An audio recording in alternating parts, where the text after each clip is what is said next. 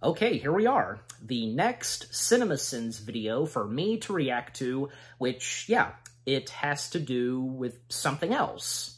Planet of the Apes. And I literally just got done, just a few seconds ago, got done recording the first reaction video that came out earlier today. And for those of you that have not seen it, go watch that before you watch this.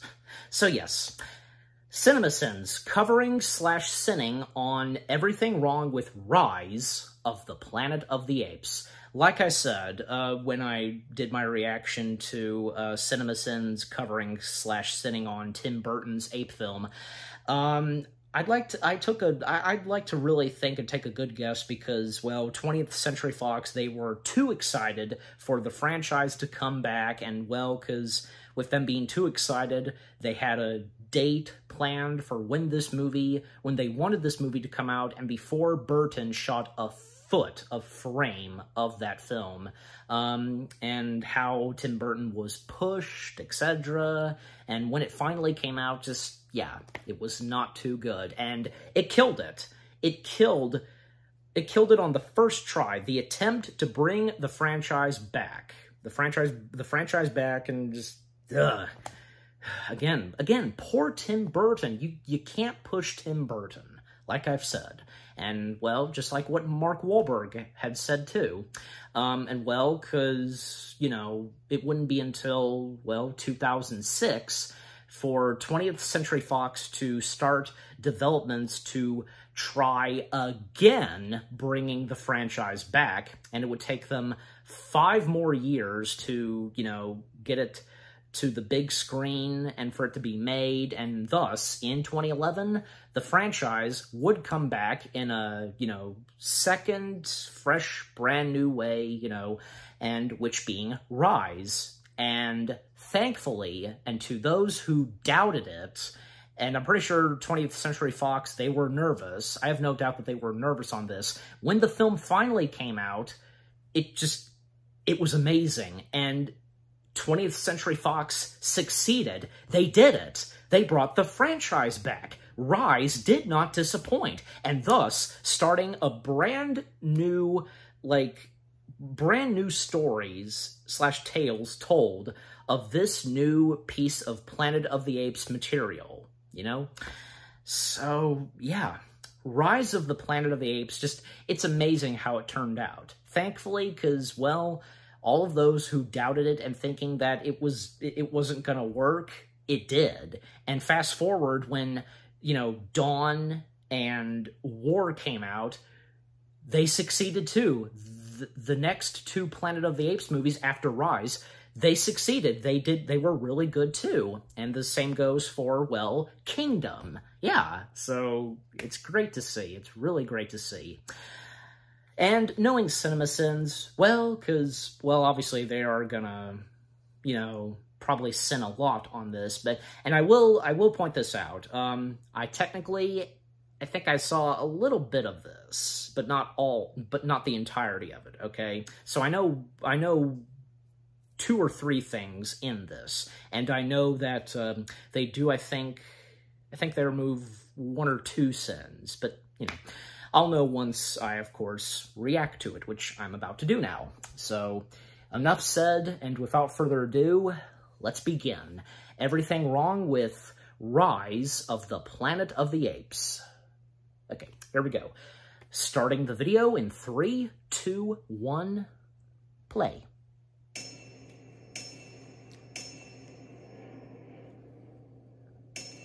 In 10 minutes or less.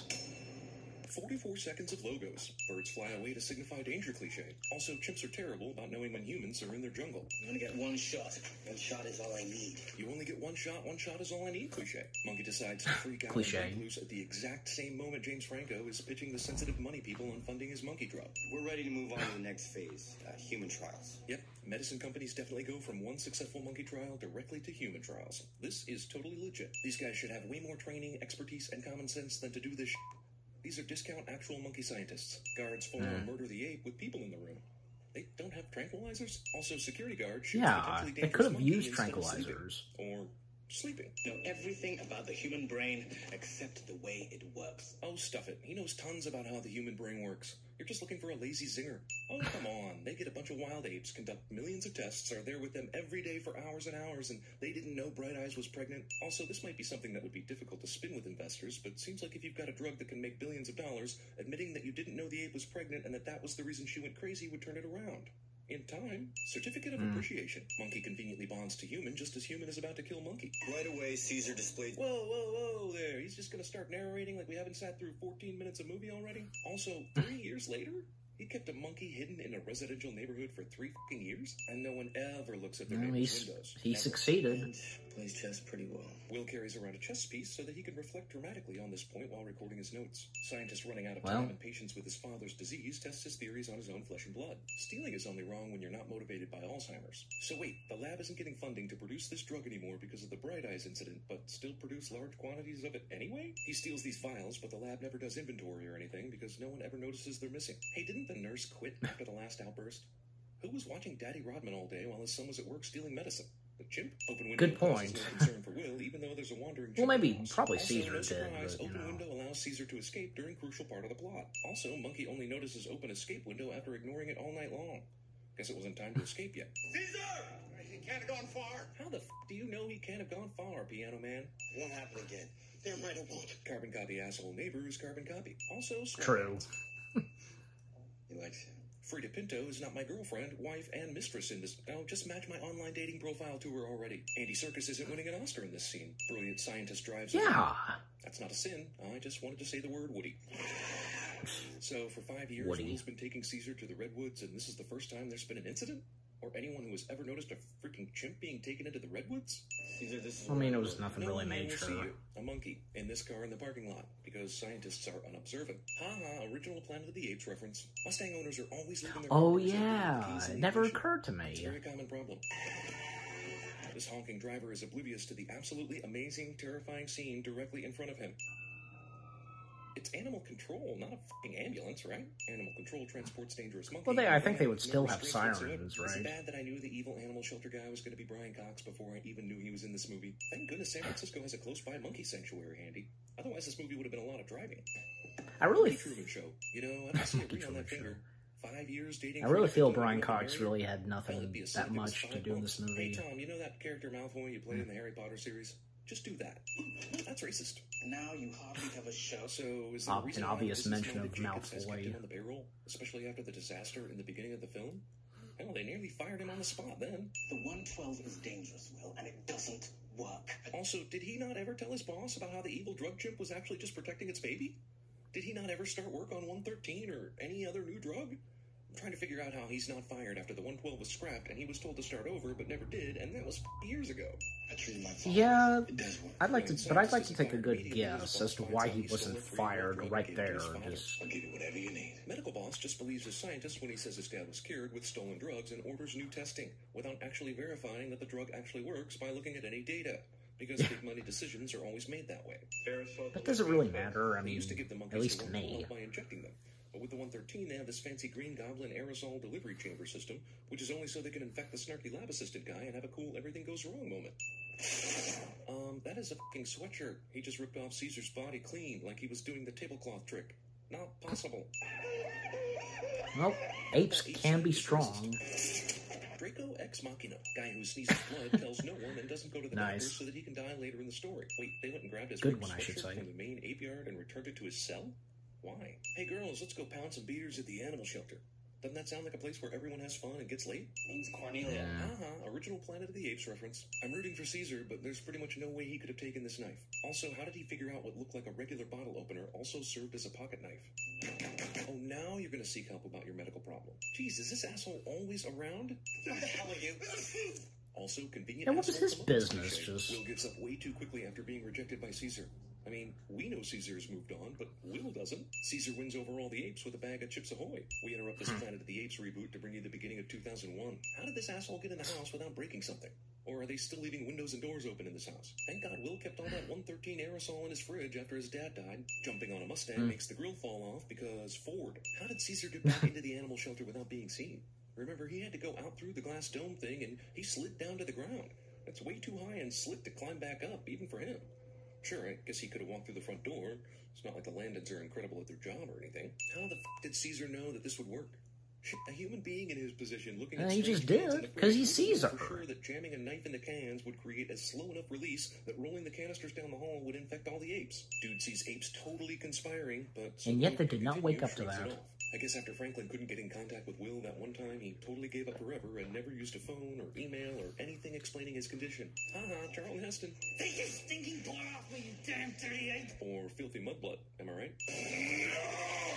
Okay, that is f***ing awesome. I'm taking a sin off for that right there. Also, Caesar's gonna count to 5, and then he's gonna start beating the shit out of you over a f***ing billfold. Caesar does what Harry Potter took ape movies to not do. Apes escape detention facility and procreate to triple their numbers in roughly 2 hours. Apes moving through the trees remove roughly 90% of all the leaves. I know where he's headed. I know where he's headed, cliche. This place has f***ing infrared security cameras. So... Are you kidding me? Also, Scotch tape dispenser fits in perfectly with high-tech security workstation. Sunglasses indoors. Are you seriously trying to Black tell me that Caesar object. stopped on his way to Genesis to draw graffiti? Wait, he was just walking from the underground employee parking lot, and now he's in the lobby like he just walked in the front door. Cool shot, but what was the plan? Well, if there was Hey another guys, after we destroy door, the building, like... let's form a multi-tiered stare-down offensive. What if Jacobs had gone on vacation? What if Jacobs had gotten a phone call not to come in? How long were they willing to wait? Also, what was the point of that?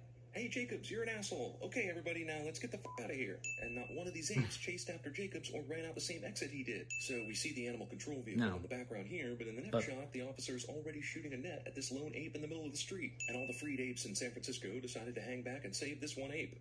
Look, I know they're smart and all, but they're just wildly running through the streets. How do they even begin to know there's one lost chimp about to get captured by animal control? Also, it doesn't sound like killing is exactly their style.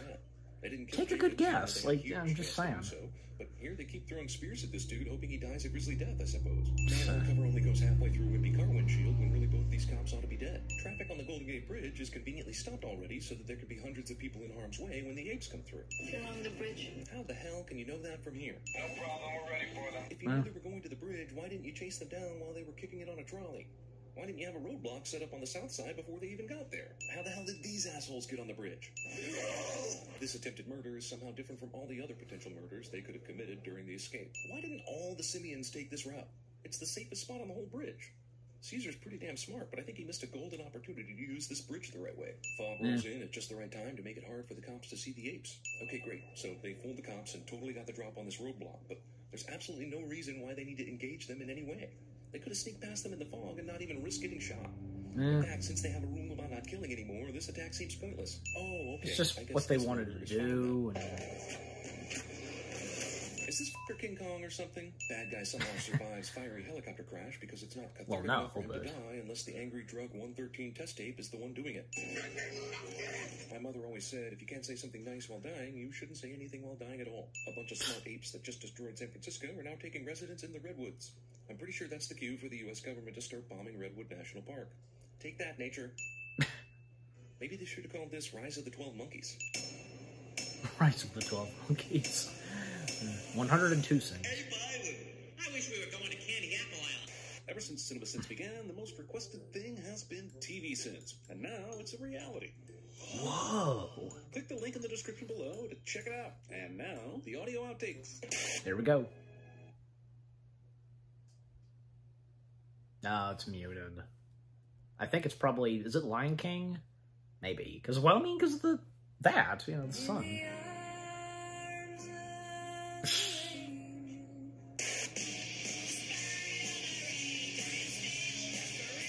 I think I've heard this song before. Ladies and gentlemen, I'm here to tell you a very strange story. The story of our adventure in pursuit of a savage beast. And now, King Kong, Jack Black. I give you Kong!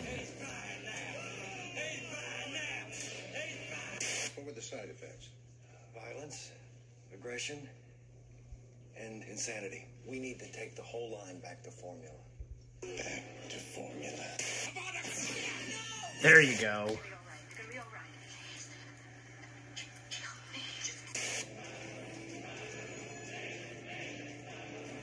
Dark Knight Rises.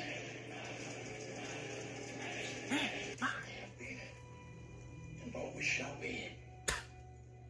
Your friend.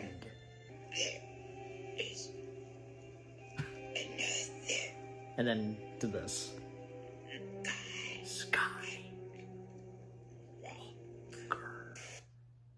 And that's how it ends. A perfect way to end it right there, because with the last two audio clips and with that one gorilla, you know, slowly dying in Caesar's arms, you know, the one with Spock from The Wrath of Khan, I have been and always shall be your friend. And then going to the audio clip from Return of the Jedi with Yoda, there is another Skywalker. Yeah, that was perfect. That was perfect, yeah. I mean, okay, so aside from those two, those obvious two, Star Trek and Star Wars, the other audio outtakes, yeah, I mean, the other audio clips from, you know, part of the audio outtakes / after credits, I recognized a couple, yeah. And the one that was, you know, muted, obviously, for copyrights, I'm pretty sure that have to be Lion King. Because, again, that sun backdrop, just, you know, you saw it. I think that's an obvious one. But, yeah. So, that was everything wrong with Rise of the Planet of the Apes. And, yeah, honestly, I mean, there are a couple of things that I kind of agree with. I mean, you know, you watched and saw my reaction, and you know what I responded to. So, but aside from that, I mean, overall, because Rise of the Planet of the Apes is fantastic. Like I said, it's great to see that when it came out, it did not disappoint. All of those who doubted it at first, boy, were they surprised, and all those doubts went away. No doubt about it, because, you know, when they saw Rise of the Planet of the Apes. Also, another thing on the audio outtake / after credits, I was wondering, and I should have known. I think it was totally obvious that they would do it. You know, an audio clip from Harry Potter because of Tom Felton, duh, and well, because them doing a couple of Harry Potter jokes, because mentioning of Draco, and came up to the part where Tom Felton's character is saying, "Take your stinking paw off me, you damn dirty ape," and the narrator saying, you know, or, damn filthy mudblood, get it? Like, yeah. But there was one that I missed. I didn't realize. Another Planet of the Apes reference I didn't get. I missed. It's animal control, not a fucking ambulance, right? Monkey sanctuary handy. Otherwise, is this it right here? Let me Monkey Truman Show. You know, I don't see a ring on that finger. 5 years dating Frida Pinto and you haven't married her? Hell, it'd be a sin if it was 5 months. Hey, Tom, you know that character Malfoy you play in the Harry Potter series? No. I'll look for it. So, okay. Actually, on second thought, what am I doing? Okay, jump cut. Okay, time in, because I found it. Yeah, the name Cornelia being brought up. Yeah, because by Tom Felton. Yeah, so that's the one that I missed, and I didn't catch hearing and such. You know. I tried my best to remember where that was, so I would go back and look, but obviously, you know, as I sometimes do, I forgot, and so I had to scroll, and now, of course, I found it, and yeah, it's, you know, the name Cornelia, so yeah. Also, another thing I almost forgot to mention, and because I was scrolling through this, yeah, because I remembered, and when I came up to it, the narrator at one point saying Andy Serkis is not winning an Oscar for this. I agree. I mean, it's impossible, and it's obvious that he would not have. But you know, just imagine if he did, because.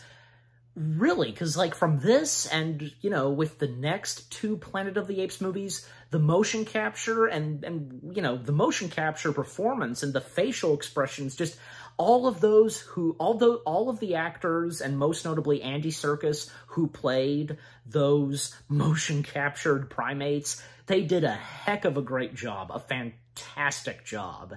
Just the motion and performance that they give to those characters, and you know what's going on with the look on some of those primate faces, you know, just, yeah, you know what's going on in their minds, and the look and facial expressions on them. Just, yeah, It's amazing. It really is. And I do recall, like, maybe it was just War for the Planet of the Apes. It did get Oscar nominated. I'll have to go back and look at that, because I remember, because War for the Planet of the Apes got nominated for maybe 1 or 2 Oscars. But again, I'm just gonna have to go back and look at that, because imagine, like, you know, Planet of the Apes winning an Oscar, and maybe as you're watching this, just, but anyways, yeah, and by the way, because they only removing 1 sin, and, you know,